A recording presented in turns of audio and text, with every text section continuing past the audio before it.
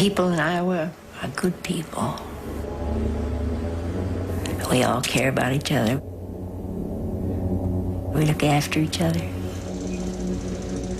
Villisca is a beautiful town. But like all small towns, we got our secrets.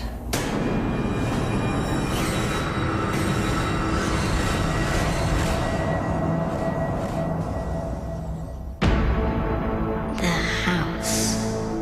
What happened that night in that house? Nobody deserves to die like that. Speaking of that house, why didn't they just let it go? Why did somebody have to decide to fix it up? In 1994, Darwin Lynn bought the house and began restoring it. After I started working on the house, I did have people have experiences in the house. The pantry seems to have, I don't know what it is, there's a force or something there that creates a real cold, the hair stands up on their arms. Oh, I'd never been in the house at night by myself, and I've never had any desire to stay in the house. There's something there. Paranormal investigator Dave Christensen examined the house.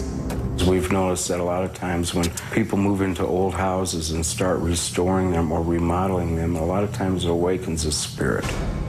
The first reaction downstairs was fairly normal, just a regular house. The living room and the kitchen were normal.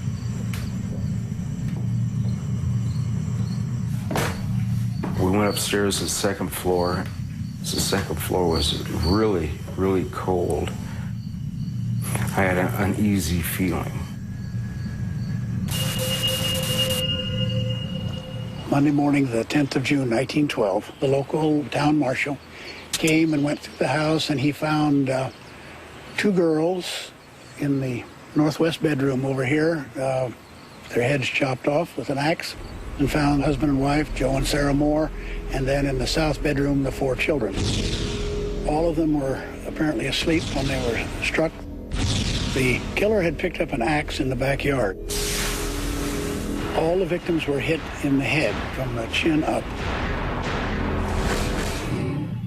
Dave Christensen videotaped ghostly orbs around the beds, which he believes are the victims' spirits.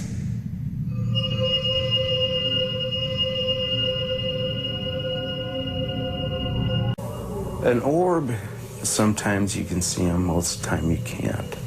Some of them are blue, some are red, some are orange, different colors of light. Why they're that way, I don't know. It could be because of the person's aura, the energy that is being transmitted through the air. In 1917, the murder investigation was officially closed. No one was ever charged with the crime. They never caught who did it. But there was that photograph that was taken the day before. He was a stranger. But when I look at that photograph, see that man's face, I get a chill.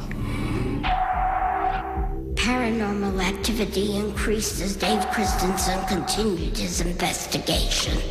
A newspaper reporter was here, and she was getting ready to go into the attic. And she opened the attic door, and she went to step in, and something physically pushed her back. I tried to walk into this room, and I just couldn't do it. I felt like there was some kind of invisible wall in my way, blocking me from entering that room. I don't know if it was emotional or what it was, or just fear, but I just felt like I couldn't go into this room.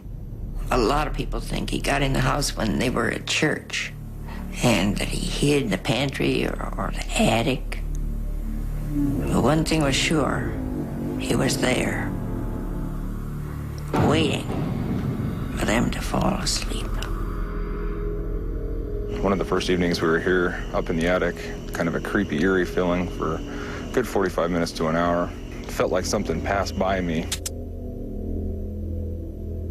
And right after it did, it went bolting past Dave and down the stairway. And it just felt like just an ice-cold breeze going through the whole house.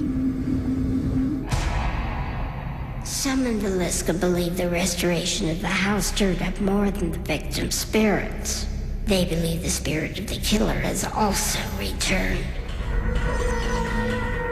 When you're in there and he's in there and he's around you, you can feel him. You can hear him moving around. You can start feeling the energy build. You can start feeling your heart beat faster. You start getting more nervous, more anxious. You start wanting just to get out. Villisca lost its innocence that night in 1912. You're never safe in your own bed, in your own house, in your own town.